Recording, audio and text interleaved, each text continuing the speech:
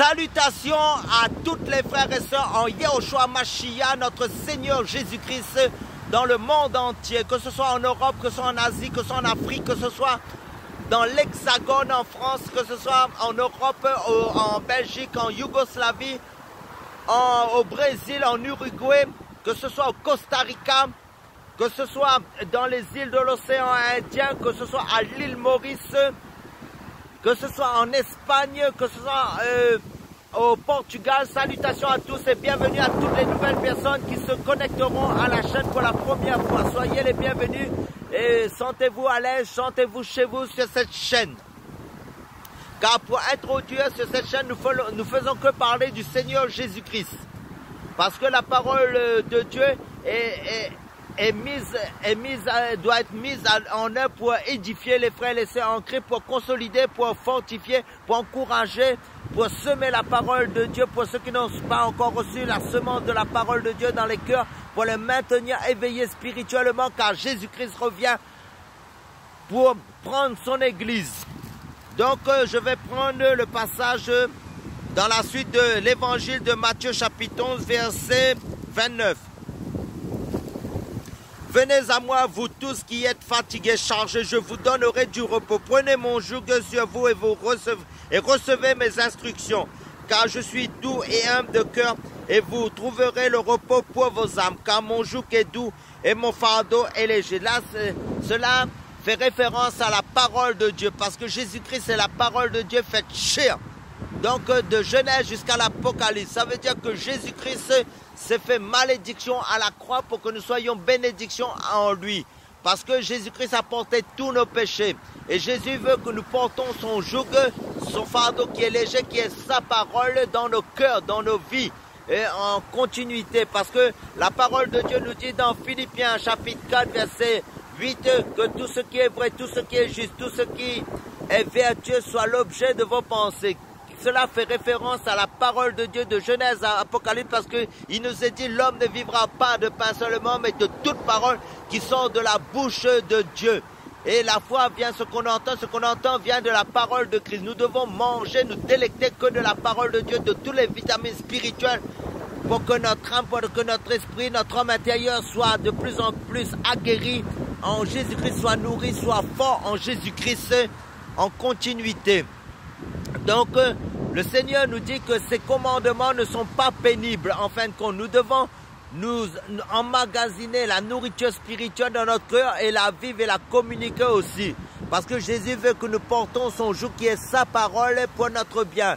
Parce que la Bible nous dit dans Jérémie, le livre du prophète Jérémie chapitre 29 verset 11, « Car je connais les projets que j'ai formés sur vous, dit l'Éternel, projet de paix, non de malheur, afin de vous donner un avenir et de l'espérance. » Amen, alléluia. Alléluia, parce que c'est Jésus-Christ qui est la parole de Dieu. Nous devons nous fonder dans la parole de Dieu, dans l'œuvre de la croix de Christ.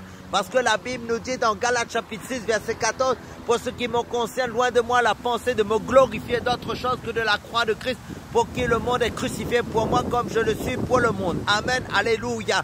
Nous devons nous être remplis de la parole de Dieu, nous enivrer que de la parole de Dieu, parce que la parole de Dieu est esprit et vie. Et la Bible nous dit, ne vous enivrez pas de vin, c'est de la débauche, mais soyez remplis de l'esprit. Comme je l'ai dit, le livre de l'évangile de Jean chapitre 6 nous dit que la parole de Dieu est esprit et vie. Donc nous devons nous remplir que de la parole de Dieu qui est esprit. Parce que ce n'est pas une parole banale, ce n'est pas une parole humaine, c'est la parole éternelle de Dieu que nous devons manger, garder dans nos cœurs, parce qu'il nous est dit le ciel et la terre passeront, mais la parole de Dieu ne passera point. Amen, alléluia.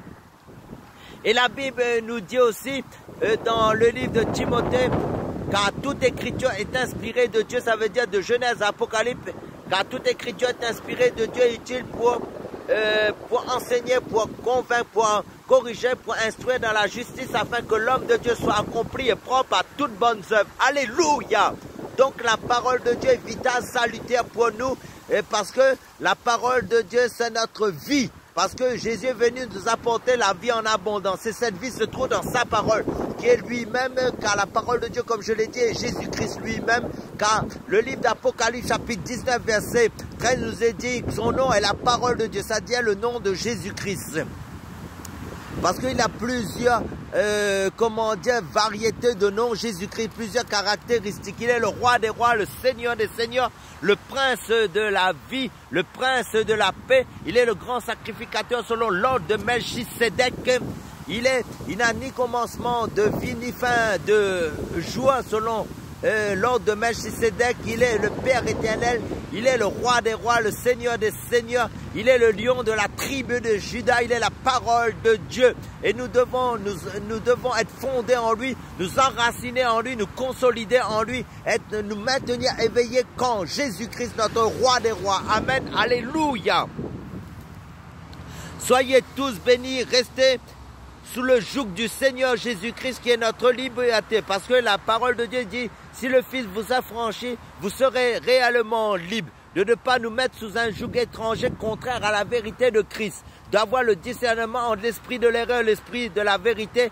De nous maintenir dans la vérité parce que l'esprit de Dieu c'est l'esprit de la vérité. Ne pas être dans le mensonge, de faire attention comme les chrétiens de Béret, d'examiner les Écritures pour nous maintenir sous le joug du Seigneur Jésus-Christ, la parole de Dieu. Amen, alléluia. Soyez tous bénis, fortifiés, encouragés en Yehoshua, Hamashiach, notre Seigneur Jésus-Christ.